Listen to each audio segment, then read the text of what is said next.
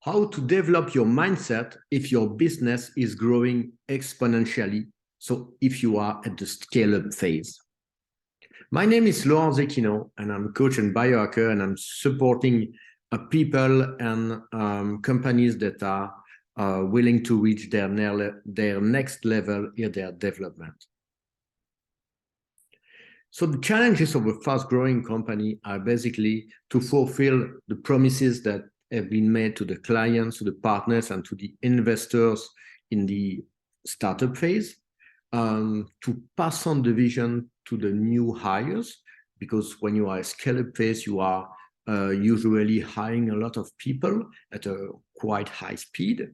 We'll have also to keep the old ones, who have the expertise, and to establish a strong and healthy corporate culture, and to adjust the course of your development quickly if needed. So how to do that? And what's the difference that makes the difference when talking about growth? And then one of the questions that Robert Dilts and his team has assessed, and through the success factor modeling project, and that has been published in 3 books.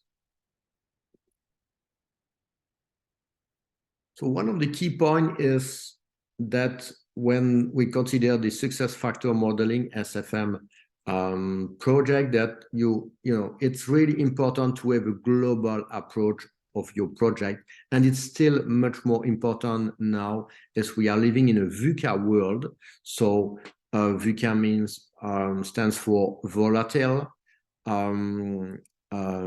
uncertain, complex, and ambiguous, meaning that things are changing much more quickly and can have impact at different parts of the world simultaneously. So in the SFM, really, you are at the core of the project. So each person is at the core, because you are the most important person in your life. But when developing a project, you are not alone. So the question is really how you can connect to all key stakeholders at the broad sense that can support you to develop your venture. So we find for sure the customers and the market, the team members, employees, your partners, alliances, and you can also have your investors, and what Robert called the stakeholders, who are here much more the people not directly involved in the venture, but still very important, such as your spouse, your children, your family, friends, etc. Another key differentiator is really your mindset, which has been intensively studied by Carol Dweck, who is an American psychologist, and who differentiate actually a fixed and growth mindset, which can be identified by when looking at the brain activity, and we can see that people who have a growth mindset have a greater brain activity, meaning that these people are much more keen to learn, to develop themselves, to adapt, to explore new perspective, when compared to people who have a fixed mindset. We are much more reluctant to change. So if you are at the scale-up phase of your venture, it's really important that all the people involved are expressing a growth mindset. And indeed, according to Carol Dweck research, employees of a company with a growth mindset are 47% more likely to say that their colleagues are trustworthy, and trust is really key, at developing a business. 34% are more likely to feel a strong sense of belonging and commitment to the company. 65% are more likely to say that the company encourages risk-taking, and 49% are more likely to say that the company promotes innovation. So you can really understand here that developing and ensuring that your employees display the growth mindset will be a critical success factor for your development. So just to summarize, if you want more result, better result, or different result, then you will have to take different or better actions. And these are indeed clearly dependent of the mindset. It's how you think, which is, you know, a kind of combination of your personal story, your beliefs, your values, your experience, etc. But hopefully this can be, you know, expanded. This can be adapted so that you can take better action and then get better result. Of course, your internal state, meaning how you feel, you know, and it's more about their emotions and energy, are also critical. And said, though, in this field, that's why I also use biohacking to ensure that I, you know, more optimize both from a physical and mental perspective.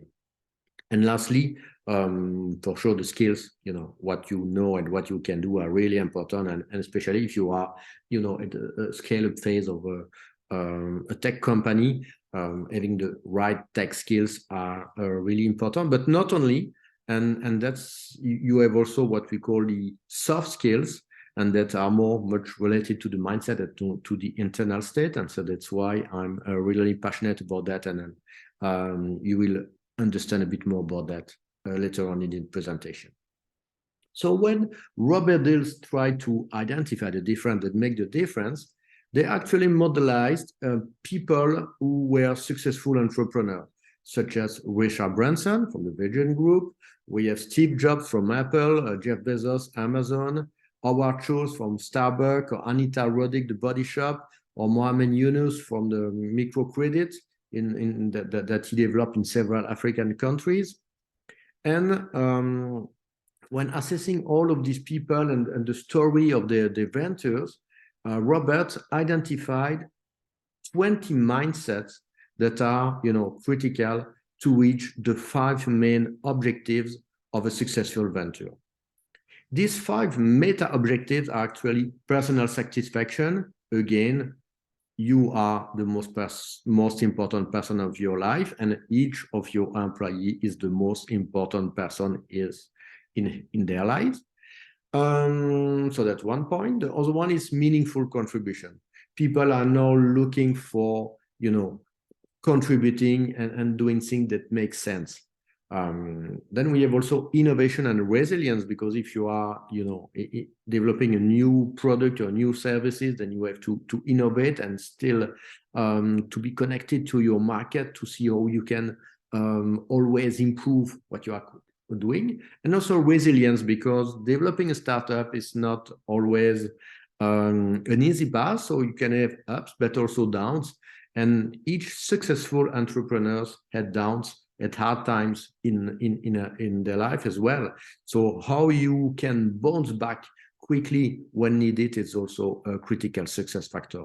We have also financial robustness and scalable growth, because yeah, it's important indeed to have this point. So you can here understand that this model is one of the best, if not the best, that can combine human personal satisfaction and fulfillment with all the key business aspects that are needed to develop a successful business. The 20 mindsets that I mentioned earlier can be divided into 3 main categories. The first one is what we call the meta mindset, and it's really related to the big picture of your life and business. And it's about your passion in life, your mission, your vision, your ambition, your role. You know, these are the foundation of your life.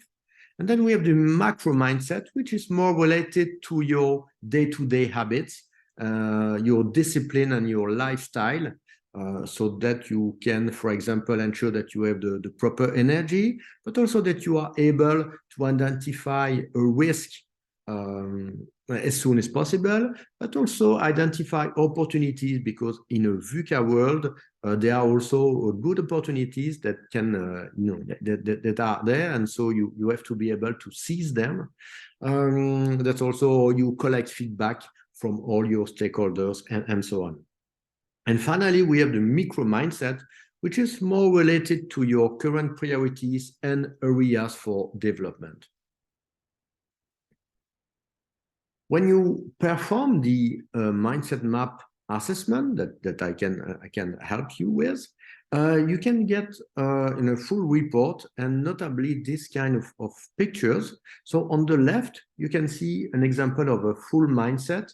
And then we see that each mindset is illustrated by a small picture. And when the picture is colored, that it means that the mindset is sufficiently expressed.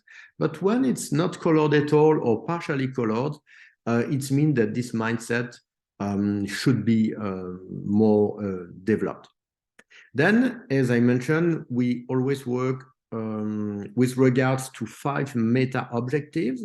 And to prioritize, you can select one. So if, for example, the client selected the financial robustness.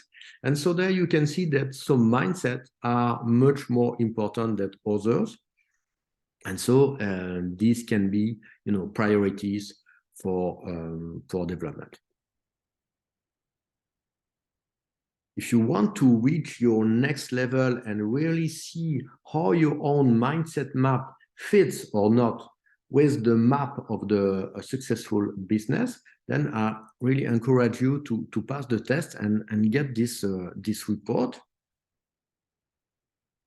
What is interesting as well is that when you are working with a team, you can also assess the team members and have a global picture of that, where you can see, for example, in this picture that for the meta mindset, passion, destination, direction, mission, ambition, and role, we can see some areas of improvement. For example, if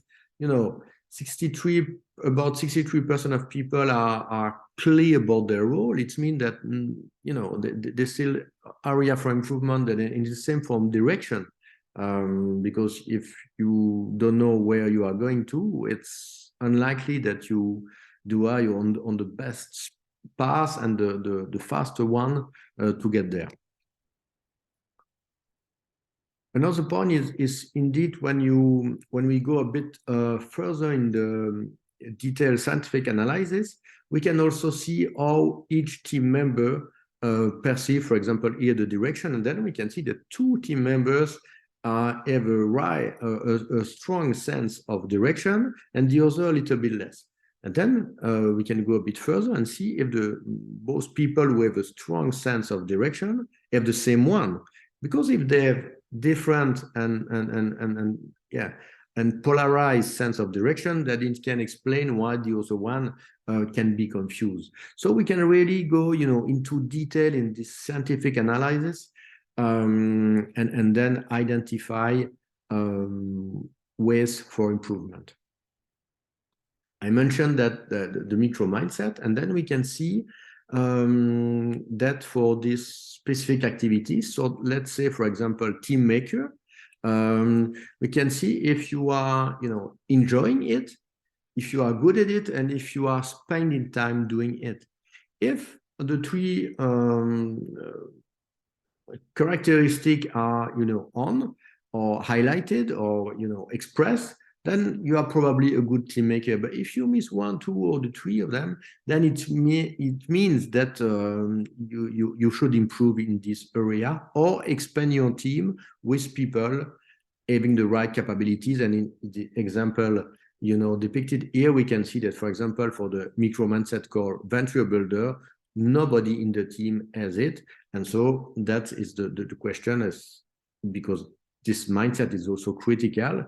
And so can someone from the team develop it and express it, or should you go outside and hire some people who have who can express this mindset?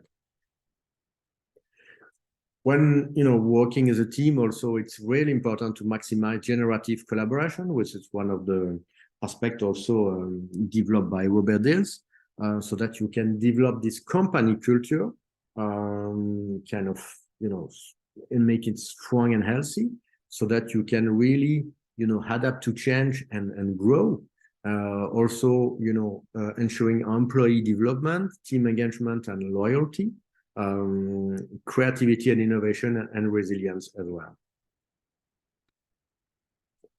So how to do it in practice? Actually, it's quite simple. So we can make an appointment and then we perform the assessment, which take between 1 or 2 hours, so that we can evaluate your different mindset, meta, macro, and micro, and together then identify a priority meta objective for business, and then afterwards we can define an action plan that can include training and coaching, but I can also help you with interim management or time sharing management, so that I can help you set up faster what needs to be put in place. And as a result, you have this improvement on both the personal satisfaction and the business growth as well, so that you can vitality, agility, and productivity.